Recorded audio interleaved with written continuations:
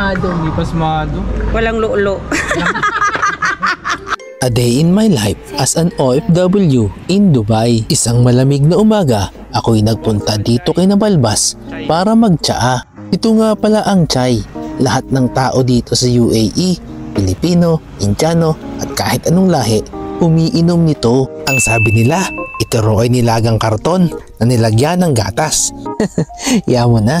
Masarap naman. Pauwi na nga ako nang madaanan ko sina Kuyang Kabayan na nagpapakawala ng napakaraming kalapate. Nung una, akala ko nga may karera. Hindi pala, normal lamang dito sa Dubai na magkaroon ng mga ganito karaming mga kalapate. Pakalat-kalat lang, walang gumagambala, walang tumitirador para gawing adobo upang ulamin.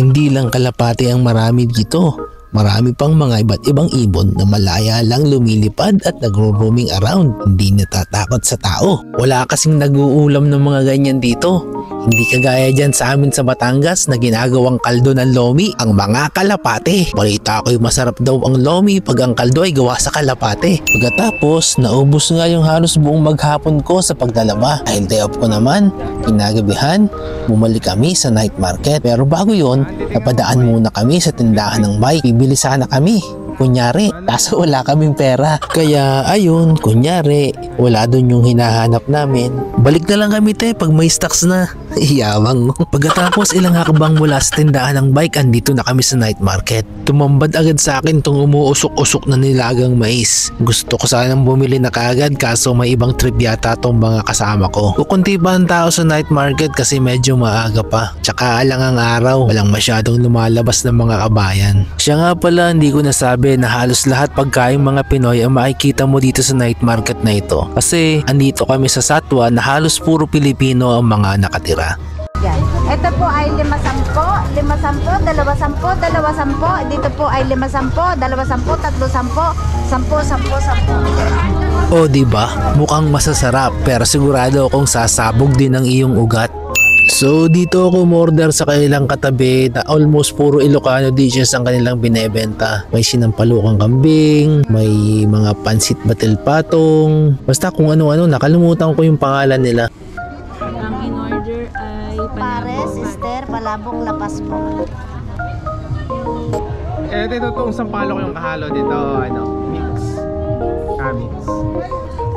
At dumating na nga yung order ko. Umorder ako ng pansit na may nakapatong na itlog o tinatawag nilang pansit batil patong. Ang presyo niya ay average 20 isang order o 20 dirhams. Kaso wala siyang soup. Sa aking pagkakaalam, pag pansit batil patong, sineserve siya na may kasamang soup on the side. Kaso wala nga, pero meron namang pring iced tea. So yung iced tea na lang ang hihigupin natin. Wala namang problema. Malamig ang panahon kaya bagay na bagay ang iced tea. Iced tea.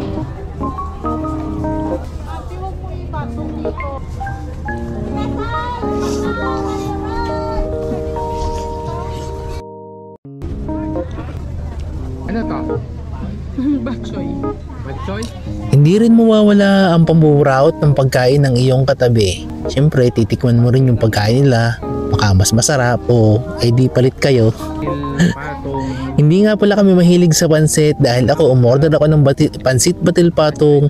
Yung katabi ko umorder ng palabok, umorder ng mami, umorder ng gisado. Basta, hindi kami mahilig sa pansit.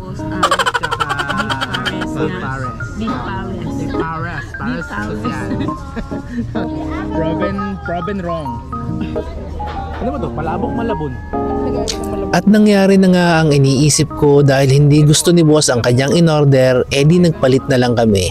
Sa kanya yung aking pansit batil patong at kinain ko ang kanyang palabok na hindi ko maintindihan kung anong lasa. Pero dahil likas akong matakaw kaya inubos ko rin itong lahat. Pagkatapos nga namin kumain ay nag-ikot-ikot muna kami at nagtingin-tingin kung meron pa kaming mabibili. Umiwalay ako sa kanila dahil hindi ko matiis, kailangan kong bumili ng mais. Egyptian corn 10 dirhams pero tong made in China 5 lang daw.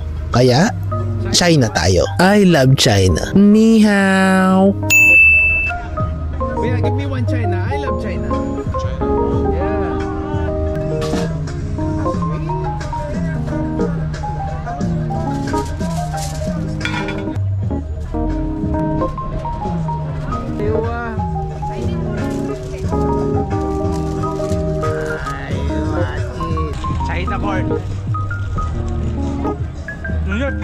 Oh, ayan oh. Tuwan-tuwa na naman ang patay gutom niyong kuya. Sobrang sarap niyan. Lasang mais. At pagkatapos nga naming kumain ay pumunta kami sa Manila Building at kahit wala sa plano, nakabili-bili kami ng mga oil-based na pabango. Ito yung mga oil-based na pabango na kasing bango at kasing long-lasting ng mga original. Maraming nagtitinda ng mga ganito dito sa Dubai. Ito ay, ano nga to? Jo Malone. Jo Malone.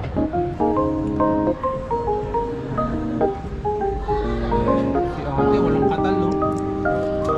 Hindi pasmado. Hindi pasmado. Walang lulo.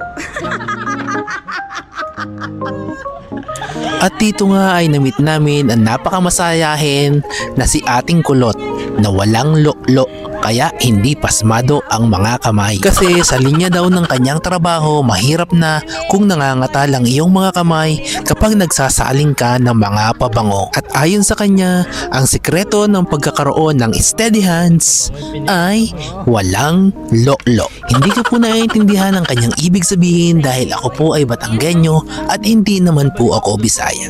Pakitranslate na lang po sa comment section kung ano po ang ibig sabihin niya sa kanyang mga sinabi. Pa-comment na lang po mga kabatang. Napakabait talaga ni Ating Kulot dahil pinangakuan niya kami na bibigyan niya kami ng malaking discount. Kaya't babalik kami kapag may pera na. Hindi lang namin alam kung kailan magkakapera. Yung kasyo na, dalawa 200 ha. Gusto niya yata matanggal ako sa trabaho eh, di ba? Hindi. Si ate. No? Tapos may libreng labubo. Tingnan niyo. Para desisyon tayo ha. Pwede ba ito hiramin? Balik namin bukas. Pinilit ko rin siya na mag-follow at mag-subscribe sa aking channel kahit ayaw niya. O diba, +1 subscriber. Shout out sa iyo, Ating Kulot ng Manila Building. At dito na po muna nagtatapos ang ating vlog for the day. Adios. Maraming salamat.